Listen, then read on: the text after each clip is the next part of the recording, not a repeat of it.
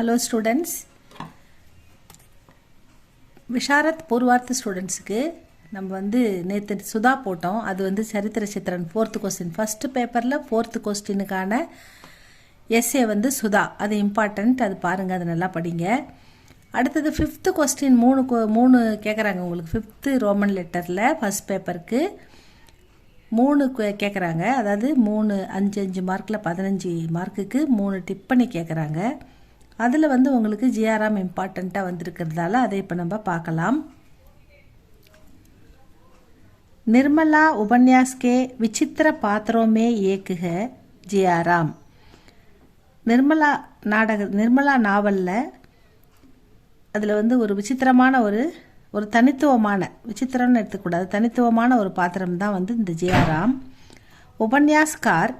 उपन्यासकार ने उसके जीवन को आरंभ से अंत तक कष्टों से गहरे दिखाने का प्रयत्न किया है. அதாவது ஆரம்பத்திலேருந்து நாவலுடைய இந்த கதை ஆரம்பத்திலேருந்தே ஜிஆர்எம்முடைய வாழ்க்கை ஒரு துன்பமயமாக தான் இருக்குது அப்படின்னு சொல்ல வர்றார் ஆசிரியர்.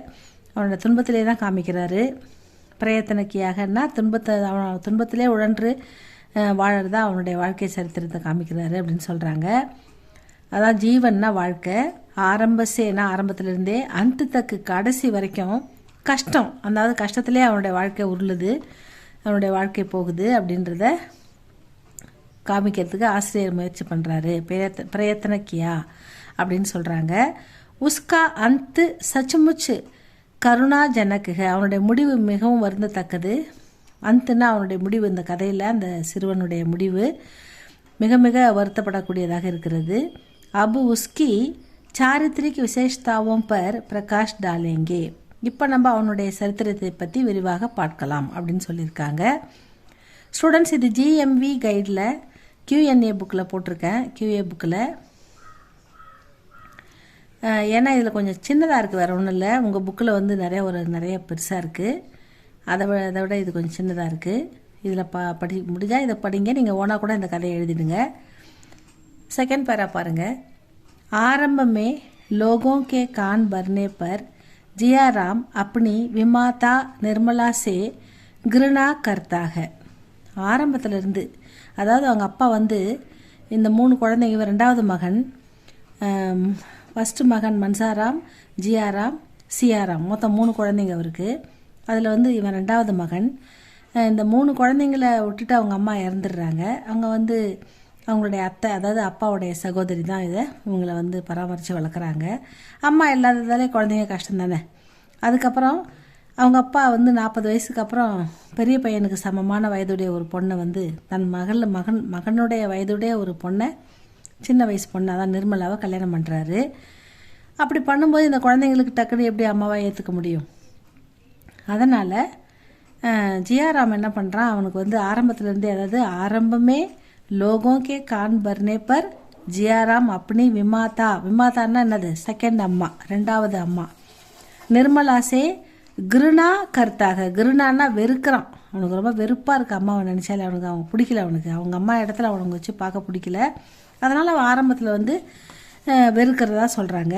பர் உஸ்கி மனக ஸ்திதிக்கோ பகுச்சான்னே பர், அதாவது உஸ்கின்னா அந்த இடத்துல நிர்மலாவுடைய மனநிலை, அவருடைய அன்பு, இதெல்லாம் பகுச்சானே, அதை தெரிந்து கொண்ட பிறகு பியார் வ ஆதர் கர்த்தாக, அதுக்கப்புறம் அவன் அன்பு செலுத்துகிறான், அம்மாவாக மதிக்கிறான், அம்மாவாக ஏற்றுக்கிறான்.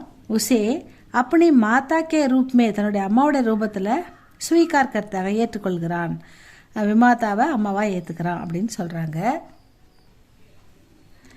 அபோத் பாலக் ஜியாராம், அதாவது இன்னோசென்ட்டான ஒரு சிறு பையன் தானே அவன். அபோத் பாலக், ஒரு இன்னோசென்ட்டான அந்த சிறுவன், அந்த பாலக் சிறுவன் ஜியாராம் अपने बड़े भाई को हॉस्टल से घर लाने का प्रयत्न करता है. அதாவது அவங்க அண்ணனை அவங்க அப்பா என்ன பண்ணிடுவார், ஹாஸ்டலில் போட்டுருவார். ஏன்னா அவர் கல்யாணம் பண்ண நிர்மலாவுடைய வயதும் இந்த பெரிய பையனுடைய அண்ணனோட வயதும் ஒரே வயது. அடிக்கடி பசங்க சும்மா இயல்பாக பேசிக்கினா கூட இவர் தப்பாக நினைக்கிறாரு, சந்தேகப்படுறாரு, பையன் மேலே சந்தேகப்படுறாரு, நிர்மலா மேலேயும் சந்தேகப்படுறாரு. அதனால் அவர் கோவப்பட்டு அவனை ஹாஸ்டலில் கொண்டு போய் போட்டுருவார். அங்கே அவனுக்கு வந்து உடம்பு நல்ல உணவு எதுவும் ஒத்துக்காமல் சரியில்லாமல் ரொம்ப ரொம்ப முடியாமல் இருப்பான். அவனை வீட்டுக்கு கூட்டின்னு வரத்துக்கு இந்த ஜியாராம் வந்து ரொம்ப பிரயாசப்படுவான். அதுதான் சொல்கிறாங்க, அபோத் பாலக் ஜியாராம் அப்பனே படே பாயிக்கோ, மன்சாராம் வந்து மன்சாராம் படே பாயி அவனை கூட்டின்னு வரத்துக்கு ஹாஸ்டல் சே கர் லானேக்கா பிரயத்தன கர்த்தாக ரொம்ப முயற்சி பண்ணுறான். மாதா நிர்மலாக்கே பியார் பரே வியவகார் பி சுனாத்தாக, இது மாதிரி வந்து அம்மா பற்றியும் வந்து அம்மா நல்லா பார்த்துக்கிறாங்க, நீ வீட்டுக்கு வந்துடு அப்படின்னு சொல்லி அம்மாவுடைய அன்பை பற்றி சொல்கிறான், நடவடிக்கையை பற்றி சொல்கிறான். மகர் ஜபு மன்சாராம் கா நிதன் ஹோத்தாக, ஆனால் அப்படி இருந்து என்னாவது அவன் உடல் சரியில்லாமல் மகர்னா இந்த இடத்துல பட், ஆனால் ஜபு அப்பொழுது மன்சாராமோடைய நிதன்னா டெத்து, அவன் இறந்து போகிறான், உடல்நிலை ரொம்ப முடியாமல். நிர்மலா போய் ரத்தம் கூட கொடுப்பா அவனுக்கு, அப்போ கூட அவனால் காப்பாற்ற முடியல, அவன் இறந்து போயிடுவான். நிதன் ஹோத்தாக உஸ்கா ஸ்வபாவ் பில்குல் பரிவர்த்தன் ஹோ ஜாத்தாக, அண்ணன் இறந்ததுமே இவனுடைய மனநிலை ரொம்ப மாறி போகுது. அண்ணனை காப்பாற்றவும் அண்ணனை வீட்டுக்கு கொண்டு வந்து வச்சுருக்கவும் ரொம்ப முயற்சி பண்ணுவான் ஜியாராம். அது முடியாமல் போகுது. அதனால் என்ன பண்ணுவான்னா உஸ்கா ஸ்வபாவ் அவனுடைய குணம் பில்குல் பரிவர்த்தன் ஹோ ஜாத்தாக, அவன் மனம் ரொம்ப மாறி போகுது. அது உனக்கு குணம் கெட்டு போச்சு அப்படின்னு சொல்கிறான் இல்லையா, அந்த மாதிரி அவனுக்கு வந்து மனம் வந்து ரொம்ப வெறுத்து போகுது. ஏன்னா அண்ணன் வந்து இறந்ததால் அவனால் தாங்கிக்க முடியல. जियाराम का अटल विश्वास या कि निर्मला और तोताराम दोनों के कारण ही மன்சாராம் की मृत्यु हुई है. அதாவது தோத்தாராம் யார், அப்பா, நிர்மலா வந்து ரெண்டாவது அம்மா சின்னம்மா, இவங்க 2 பேரும் தான் தோனோக்கே காரணம், இவங்க 2 பேரால தான் மன்சாராம் வந்து மிருத்யு இறந்து போயிட்டான் அப்படின்னு அவன் தீவிரமாக நம்புகிறான், விஸ்வாசமாக நம்புகிறான். அதனால் ரொம்ப அடம் பிடிக்கிறான், ரொம்ப வந்து கோபமாக நடந்துக்கிறான், அவங்க சொல்கிற பேச்சை கேட்க மாட்டான். अतः वह उद्दंडता का व्यवहार करने लगता है. அவன் வந்து ரொம்ப கோபமும் ரொம்ப வந்து உத்தண்டத்தா அப்படின்னா வந்து என்ன சொல்கிறது, ரொம்ப கொடூரமாக நடந்துக்கிறான் பையன். நிர்மலாக்கி பாத்தே நகி சுன்தா, அம்மாவுடைய பேச்சை கேட்கறதில்ல. பிதாஜி கோபி தம்கி தேத்தாக, அப்பாவையும் ஏமாத்துறான். निर्मलाकी पुत्री के पैदा होने पर उस पर श्रद्धा नहीं दिखाता, बल्कि सियाराम को धमकी देता है कि पिताजी के बात मानकर मिठाई.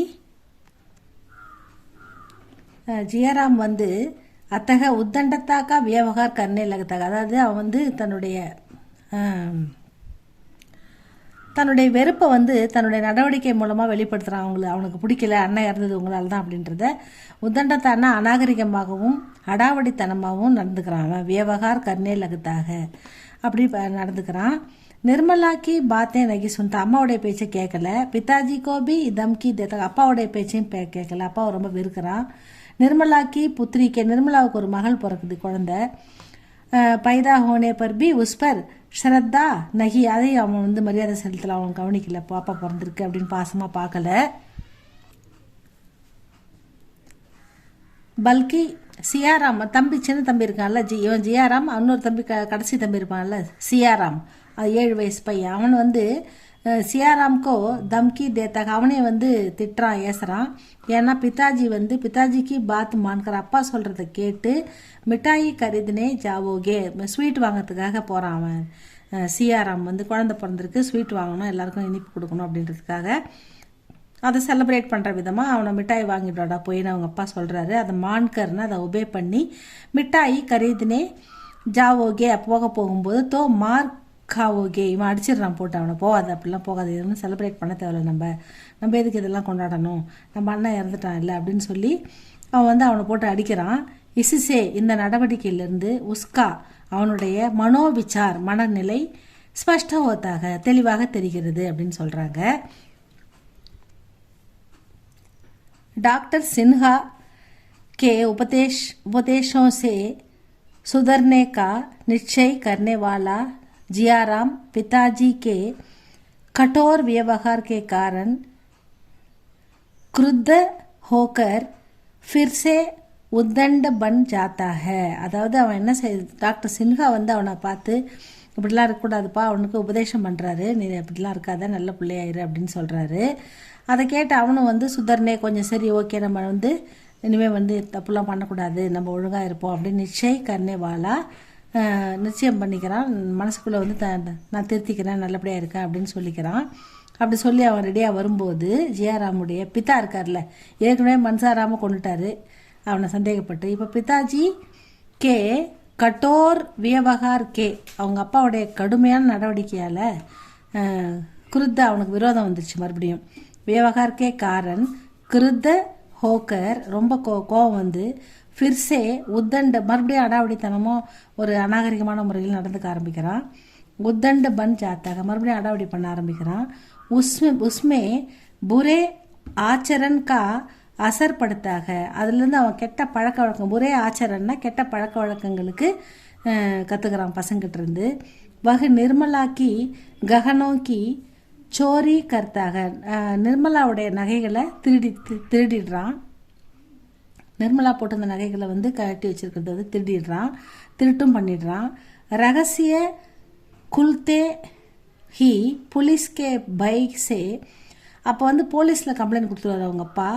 அதுலேருந்து போலீஸ் வந்து போலீஸ்லேருந்து அவனை காப்பாற்றுறதுக்கு 500 ரூபாய் லஞ்சம்லாம் கொடுத்து நிர்மலா நிறைய முயற்சி பண்ணுவா, நீங்கள் அப்படி சொல்லாதீங்க அப்படின்னு சொல்லி, பையனை ஒன்றும் செய்யாதீங்கன்னு சொல்லி முயற்சி பண்ணுவாள். இருந்தாலும் அவங்க அப்பா கம்ப்ளைண்ட் அவன் முயற்சி பண்ணது தெரியாமல் அப்பா கம்ப்ளைண்ட் கொடுத்துட்டாரு, நம்மளை போலீஸ் வந்து பிடிச்சிரும், நமக்கு தண்டிப்பாங்க அப்படின்னு பயந்து ரகசிய அவன் திருட்டான் அப்படின்றது வந்து குல்தே, அதாவது தெரிஞ்சு போச்சு எல்லாருக்கும் அப்படின்னு நினச்சி போலீஸ்கே போலீஸை பார்த்து வந்து நம்மளை பிடிச்சிடுவாங்க தண்டிப்பாங்க அப்படின்னு பைசேனா பயந்து ஆத்மஹத்தியா கர்லேத்தாக சூசைட் பண்ணிக்கிறான். சின்ன பையன், இன்னோசென்ட்டான பையன், அநேகமாக அவனும் சூசைட் பண்ணி செத்து போகிறான்.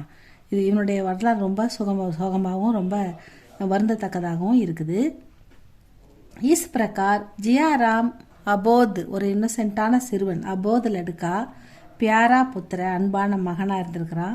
உத்தண்ட யுவக்கு, அடாவடித்தனம் பண்ணுற இளைஞனாகவும் கலகம் பண்ணுற இளைஞனாகவும் இருந்திருக்கிறான். ஏவம் சோர், திருட்டும் பண்ணிடுறான். ஆதி ரூபமே திகாயி தேதா, இவ்வளோ டிஃப்ரெண்ட்டான கேரக்டரோடு அவனை நம்ம பார்க்க முடியுது.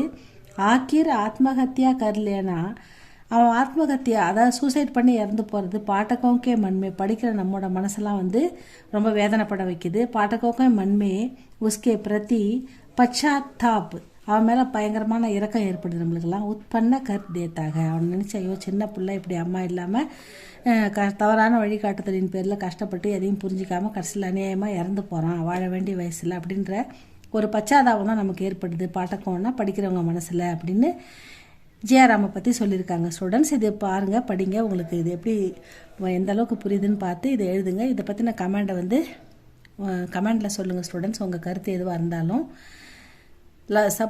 சப்ஸ்கிரைப் பண்ணுங்கள் ஸ்டூடெண்ட்ஸ். நெக்ஸ்ட் வீடியோவில் பார்க்கலாம். இன்னொரு இம்பார்ட்டன்ட் 2 இருக்குது, இதில் ஒன்று பார்த்துருக்கோம், இன்னும் 2 நம்ம அடுத்த வீடியோவில் பார்க்கலாம். தேங்க்யூ ஃபார் வாட்சிங்.